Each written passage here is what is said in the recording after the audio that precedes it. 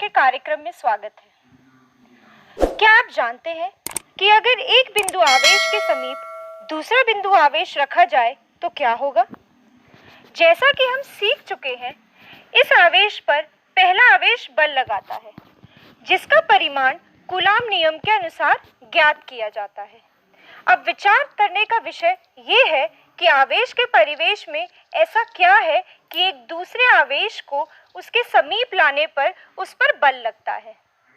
क्या हम कह सकते हैं कि आवेश के परिवेश में कुछ तो ऐसा है जिसके कारण दूसरे आवेश को उसके समीप लाने पर उस पर बल लगता है? इस प्रश्न का उत्तर देने के लिए वैज्ञानिकों ने क्षेत्र की अवधारणा प्रस्तुत की।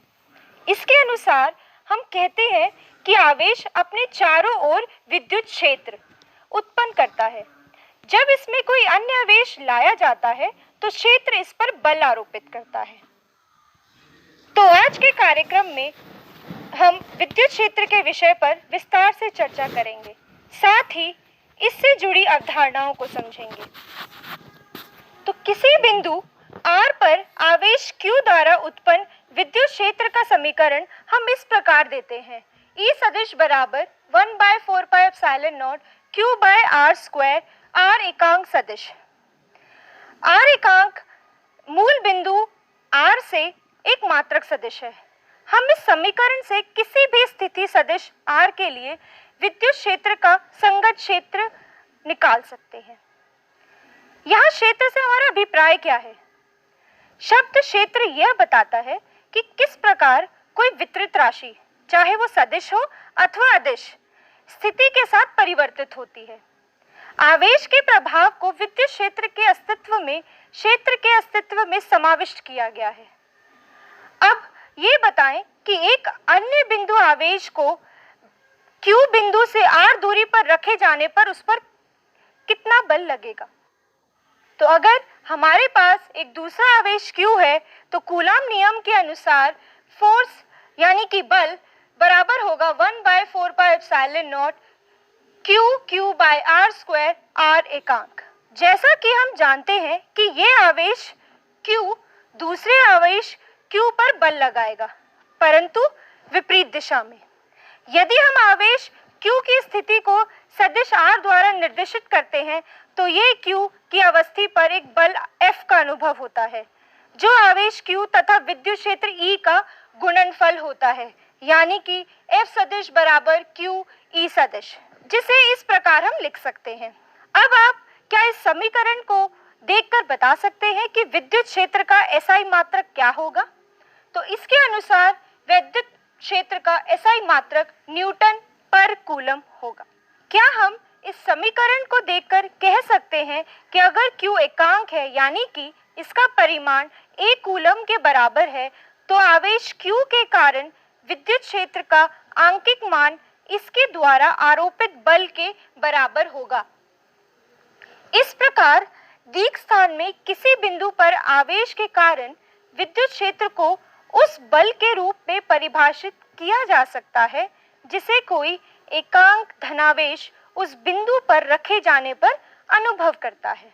वह आवेश जो विद्युत क्षेत्र उत्पन्न कर रहा है स्रोत आवेश कहलाता है, तथा जो स्रोत आवेश के प्रभाव का परीक्षण करता है उसको परीक्षण आवेश कहते हैं। ध्यान दीजिए, स्रोत आवेश को अपनी मूल अवस्थिति पर ही रहना चाहिए। यदि किसी परीक्षण आवेश को स्रोत आवेश के चारों ओर कहीं भी लाया जाता है तो स्रोत आवेश स्वयं भी परीक्षण आवेश के कारण वैद्युत बल का अनुभव करने के लिए बाध्य है और उसमें गति करने की प्रवृत्ति होती है। इससे मुक्ति का केवल एक ही उपाय है कि हम परीक्षण आवेश को उपेक्षणीय छोटा बनाएं। तब बल F उपेक्षणीय छोटा होता है, परंतु अनुपात F बाय Q एक परिमित राशि होती है तथा विद्युत क्षेत्र को परिभाषित कुछ इस प्रकार करती है, जहां E सदिश लिमिट Q जो कि बहुत ही छोटा है F बाय Q। अब प्रश्न ये है कि व्यवहारिक तौर पे ये संभव कैसे है? व्यवहारिक उपाय ये है कि स्रोत आवेश Q को किन्हीं अनिर्दिष्ट बलों द्वारा अपनी अवस्थिति पर बांधे रखा जाए। यह विलक्षण प्रतीत हो सकता है, परंतु व्यवहार में ऐसा ही होता है। इस समीकरण से हम यह निष्कर्ष निकाल सकते हैं कि Q के कारण विद्युत क्षेत्र E दिक् स्थान निर्देशांक R पर भी निर्भर करता है। सारे दिक् स्थान में आवेश की विभिन्न स्थितियों के लिए हमें विद्युत क्षेत्र E के भिन्न भिन्न मान प्राप्त होते हैं। विद्युत क्षेत्र का अस्तित्व त्रिविमीय दिक् स्थान के प्रत्येक बिंदु पर होता है, यानी कि x, y, z। चूंकि दो आवेशों के बीच लगने वाले बल F का परिमाण केवल इन दोनों के बीच की दूरी पर निर्भर करता है, तो विद्युत क्षेत्र E का परिमाण भी केवल दूरी पर ही निर्भर करता है। इस प्रकार आवेश से समान दूरियों पर इसके कारण उत्पन्न विद्युत क्षेत्र का परिमाण समान होता है। इस प्रकार किसी गोले के केंद्र पर स्थित आवेश के कारण विद्युत क्षेत्र का परिमाण उसके पृष्ठ के हर बिंदु पर समान होता है। दूसरे शब्दों में वह क्षेत्र गोलीय रूप में सममित होता है। अब हम अगर एक ऐसा निकाय लें जहां पर Q1, Q2 से लेकर Qn तक के आवेश सम्मिलित हैं। मान लेते हैं कि किसी मूल बिंदु O के आपेक्ष में स्थिति सदिश क्रमशः R1, R2, R3 से लेकर Rn तक है। आवेशों के निकाय के कारण दिक् स्थान में किसी बिंदु पर विद्युत क्षेत्र को उस बिंदु पर रखे किसी एकांक धनावेश द्वारा अनुभव किए जाने वाले बल द्वारा परिभाषित किया जाता है। यहाँ यह मान लेते हैं कि एकांक आवेश के कारण Q1, Q2 से लेकर Qn के आवेशों के मूल स्थितियां विक्षुब्ध नहीं होती। क्या आप बता सकते हैं कि हम यहाँ किस प्रकार विद्युत क्षेत्र के परिमाण को ज्ञात करेंगे? यहाँ बिंदु P, जिसे स्थिति आवेश R द्वारा निर्देशित किया गया है, पर विद्युत क्षेत्र को निर्धारित करने के लिए हम कूलाम नियम तथा अध्यारोपण के सिद्धांत का उपयोग करेंगे। R1 पर स्थित आवेश Q1 के कारण अवस्थिति R पर विद्युत क्षेत्र E1 है और हम इसको कुछ इस प्रकार से व्यक्त करेंगे। E1 सदिश बराबर 1/4 pi epsilon not Q1 R1P एकांक। यहाँ R1P एकांक सदिश आवेश Q1 से P की दिशा में एकांक सदिश है तथा R1P आवेश Q1 तथा P के बीच की दूरी है। इसी प्रकार के व्यंजक Q3, Q4, Qn आवेशों के विद्युत क्षेत्रों E3, E4, En के लिए भी लिखे जा सकते हैं। अध्यारोपण सिद्धांत द्वारा आवेशों के निकाय के कारण R पर विद्युत क्षेत्र इस प्रकार व्यक्त किया जा सकता है, जो कि E बराबर E1 प्लस E2 से लेकर En तक है। इन सब का योग करने पर हमें कुल E मिल सकता है। इस समीकरण में E3, E4 से लेकर En के व्यंजक लिखने पर हमें कुछ इस प्रकार से समीकरण प्राप्त होगा, जहां पर हमने E1, E2 से लेकर En तक के सारे समीकरण का योग किया है, जिसको हम कुछ इस प्रकार लिख सकते हैं। हम ये स्पष्ट रूप से कह सकते हैं कि आवेशों के किसी भी निकाय के लिए मापने योग्य राशि किसी आवेश पर लगा बल है, जिसे सीधे ही कूलाम नियम तथा अध्यारोपण सिद्धांत द्वारा निर्धारित किया जा सकता है। फिर विद्युत क्षेत्र नामक इस मध्यवर्ती राशि को प्रस्तावित करने की क्या आवश्यकता है? इसको समझने के लिए हमें विद्युत क्षेत्र के भौतिक अभिप्राय को समझना होगा। हम यह जान गए हैं कि स्थिर वैद्युतिकी के लिए आवेशों के निकाय के चारों ओर के दिक् स्थान में किसी बिंदु पर विद्युत क्षेत्र हमें यह बताता है कि निकाय को विक्षुब्ध किए बिना यदि इस बिंदु पर कोई एकांक धनात्मक परीक्षण आवेश रखें तो वह कितना बल अनुभव करेगा। विद्युत क्षेत्र की अवधारणा की वास्तविकता भौतिक सार्थकता तभी प्रकट होती है जब हम स्थिर वैद्युतिकी से बाहर निकलकर कलाश्रित वैद्युत चुंबकीय परिघटनाओं से व्यवहार करते हैं। हम त्वरित गति से गतिमान दो दूरस्थ आवेशों Q1 तथा Q2 के बीच लगे बल का विस्तार करते हैं। अब वह अधिकतम चाल जिसमें कोई संकेत अथवा सूचना एक स्थान से दूसरे स्थान तक जा सकती है वह प्रकाश की चाल c है। इस प्रकार Q2 पर Q1 की किसी गति का प्रभाव तात्क्षणिक उत्पन्न नहीं हो सकता। कारण तथा प्रभाव के बीच कुछ न कुछ काल विलंब अवश्य होता है। हम ये कह सकते हैं कि आवेश Q1 की त्वरित गति वैद्युत चुंबकीय तरंगें उत्पन्न करती है, जो फिर प्रकाश की चाल से फैलकर Q2 तक पहुंचती है तथा Q2 पर बल लगाती है। क्षेत्र की अवधारणा काल विलंब का सुचारू रूप से स्पष्टीकरण करती है। वैद्युत तथा चुंबकीय बलों की संसूचना केवल आवेशों पर इनके प्रभावों द्वारा ही की जा सकती है। इसीलिए हम उन्हें भौतिक सत्व मानते हैं, न कि मात्र गणितज्ञ रचनाएं। इनकी अपनी स्वतंत्र गतिकी है, अर्थात ये अपने नियमों के अनुसार विकसित होते हैं। ये ऊर्जा का परिवहन भी कर सकते हैं। इस प्रकार कलाश्रित वैद्युत चुंबकीय क्षेत्रों का कोई स्रोत जिसे अल्प समय अंतराल के लिए खोलकर फिर बंद किया जा सकता है, ऊर्जा क्षेत्रों को पीछे छोड़ देता है।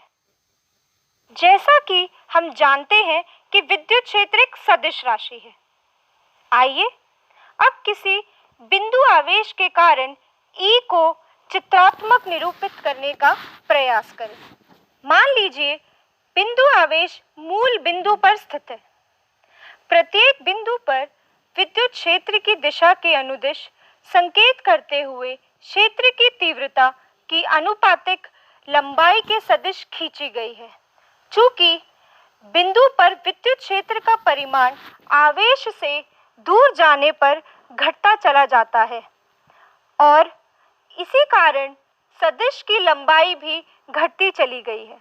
इसकी दिशा सदैव बहिर्मुखी अरीय संकेत करती है। इस प्रकार हमें बहुत सी क्षेत्र रेखाएं प्राप्त होती हैं, जिसमें सभी बिंदु आवेश से बाहर की ओर संकेत करती है। चित्र में हमें क्षेत्र के तीव्रता सदिश को अनुपातिक लंबाई से ज्ञात हो रही है। अब प्रश्न ये है कि हमें विद्युत क्षेत्र की तीव्रता तथा परिमाण के विषय में जानकारी किस प्रकार प्राप्त होगी। क्षेत्र के परिमाण को क्षेत्र रेखाओं के घनत्व द्वारा निरूपित किया जाता है। आवेश के निकट E प्रबल होता है, अतः आवेश के निकट क्षेत्र रेखाओं का घनत्व अधिक होता है। आवेश से दूर जाने पर क्षेत्र दुर्बल हो जाता है तथा क्षेत्र रेखाओं का घनत्व भी कम हो जाता है। परिणाम स्वरूप रेखाएं भी दूर दूर होती जाती हैं। हम यहाँ अधिक रेखाएं खींच सकते हैं, परंतु रेखाओं की संख्या महत्वपूर्ण नहीं है। वास्तव में किसी क्षेत्र में असंख्य रेखाएं खींची जा सकती हैं। अतः महत्वपूर्ण ये है कि विभिन्न क्षेत्रों में रेखाओं का आपेक्षिक घनत्व क्या है। हमने एक धनावेश के विद्युत क्षेत्र को दर्शाने के लिए द्विविमीय चित्र खींचा है, परंतु एक धनावेश के लिए इसका विद्युत क्षेत्र 3 विमाओं में होता है। यह किस प्रकार किया जा सकता है? इसको हम ऐसे समझेंगे कि यदि हमें क्षेत्र रेखाओं के घनत्व का आकलन करना है तो हमें इन रेखाओं के लंबवत अनुप्रस्थ काट के प्रति एकांक क्षेत्रफल में क्षेत्र रेखाओं की संख्या पर विचार करना होगा। इस चित्र में क्षेत्र रेखाओं का समुच्चय दर्शाया गया है।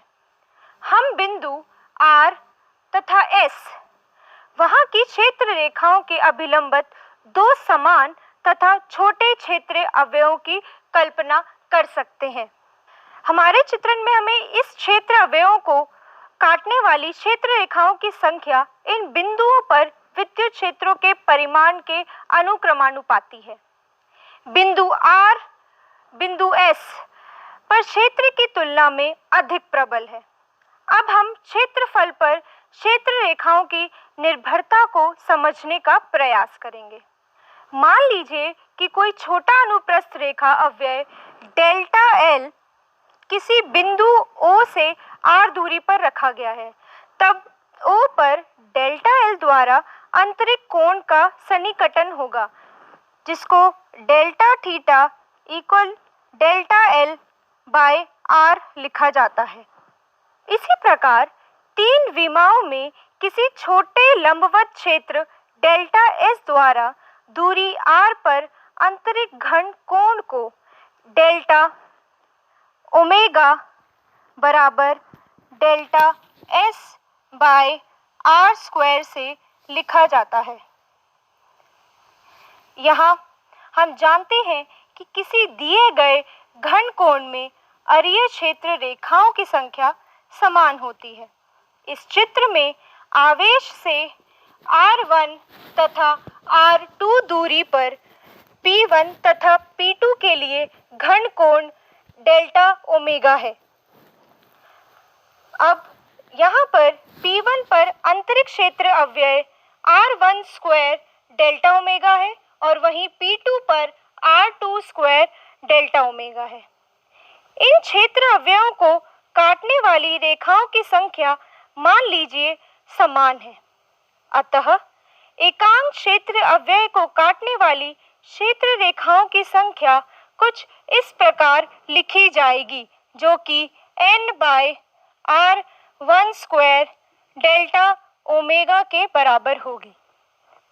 इसी प्रकार से P2 से गुजरने वाली रेखाओं की संख्या हम n by R2 square delta omega से व्यक्त कर सकते हैं। इन दोनों ही समीकरणों को देखकर ये पता लगाया जा सकता है कि क्षेत्र रेखाओं की संख्या R स्क्वायर पर निर्भर करती है और ये अनुक्रमानुपाती है, यानी कि R बढ़ने पर क्षेत्र रेखाओं की संख्या कम हो जाती है। विद्युत क्षेत्र रेखा एक ऐसा वक्र होती है जिसके किसी भी बिंदु पर खींचा गया स्पर्शी उस बिंदु पर लगे नेट बल की दिशा को निरूपित करता है। इस वक्र में किसी बिंदु पर स्पष्ट रूप से स्पर्शी द्वारा विद्युत क्षेत्र की दो संभावित दिशाओं में से कोई एक दिशा दर्शाने के लिए वक्र पर तीर का चिन्ह अंकित करना आवश्यक है। क्या हम कुछ सरल आवेश विन्यासों के लिए क्षेत्र रेखाएं बना सकते हैं? चलिए देखते हैं कि यह किस प्रकार किया जा सकता है। एकल धनावेश के कारण क्षेत्र रेखाएं त्रिज्यतः बहिर्मुखी होती हैं। ये क्षेत्र रेखाएं तीन विमीय दिक् स्थान में हैं, यद्यपि चित्र में इन्हें केवल एक तल में दर्शाया गया है। एकल ऋणावेश के लिए क्षेत्र रेखाएं त्रिज्यतः अंतर्मुखी होती हैं और दो धनावेशों Q के लिए क्षेत्र रेखाएं पारस्परिक प्रतिकर्षण को एक सजीव चित्रण प्रस्तुत करती हैं, जबकि परिमाण में समान दो विजातीय आवेशों Q और -Q के निकाय के लिए किसी द्विध्रुव के चारों ओर क्षेत्र रेखाएं आवेशों के बीच स्पष्ट पारस्परिक आकर्षण दर्शाती हैं। क्षेत्र रेखाएं कुछ महत्वपूर्ण सामान्य गुणों का पालन करती हैं, जैसे कि क्षेत्र रेखाएं धनावेश से आरंभ होकर ऋणावेश पर समाप्त होती हैं। यदि आवेश एकल है तो ये अनंत से आरंभ अथवा अनंत पर समाप्त हो सकती हैं। किसी आवेश मुक्त क्षेत्र में क्षेत्र रेखाओं को ऐसे संतत वक्र माना जाता है जो कहीं नहीं टूटते। दो क्षेत्र रेखाएं एक दूसरे को कदापि नहीं काटती। यदि वे ऐसा करेंगी तो प्रतिच्छेदन बिंदु पर क्षेत्र की केवल एक दिशा नहीं होगी, जो निरर्थक है। स्थिर वैद्युत क्षेत्र रेखाएं बंद लूप नहीं बनाती। ये विद्युत क्षेत्र की संरचनात्मक प्रकृति से अनुशासित है। आइए एक प्रश्न को हल करने का प्रयास करें।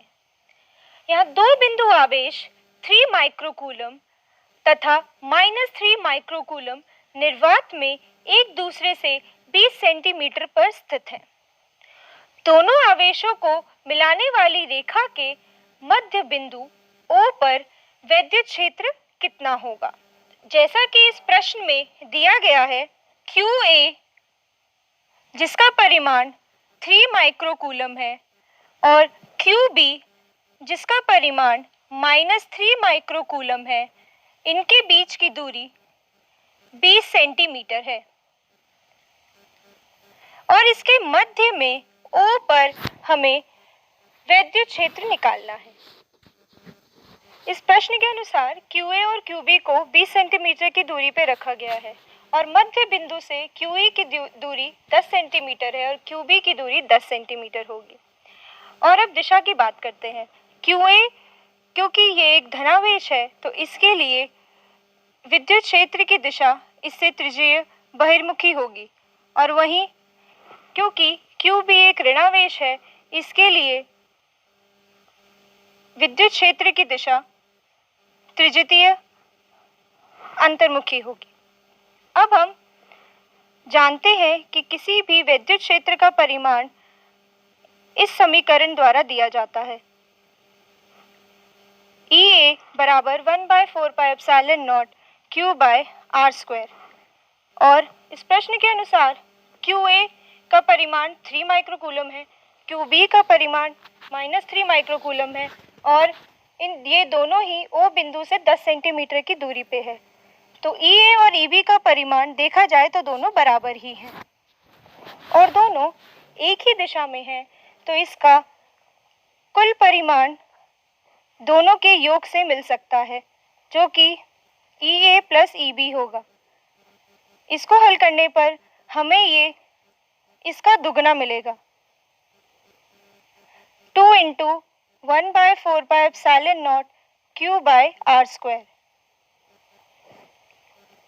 अब हम जानते हैं कि 1/4 पाई एप्सिलॉन नॉट 9 इंटू 10 की पावर 9 होता है। वहीं Q यहाँ पर 3 माइक्रो का मतलब 10 की पावर -6 अपॉन R जो कि है 10 सेंटीमीटर, जिसको मीटर पे करने पर इसको 10 की पावर -2 से गुणा करना पड़ेगा। इसको हल करने पर आपको कुल विद्युत क्षेत्र का परिमाण कुछ इस प्रकार मिलेगा और हम जानते हैं कि एक विद्युत क्षेत्र का मात्रक न्यूटन पर कूलम होता है। तो इस तरीके से हम इस प्रश्न को हल करेंगे। अब हम बहुत महत्वपूर्ण विषय पर चर्चा करेंगे जो है वैद्युत फ्लक्स। हमने कार्यक्रम के पिछले भाग में देखा है कि किसी बिंदु पर क्षेत्र के अभिलंबित रखे एकांक क्षेत्रफल से गुजरने वाली क्षेत्र रेखाओं की संख्या उस बिंदु पर विद्युत क्षेत्र प्रबलता का माप होता है।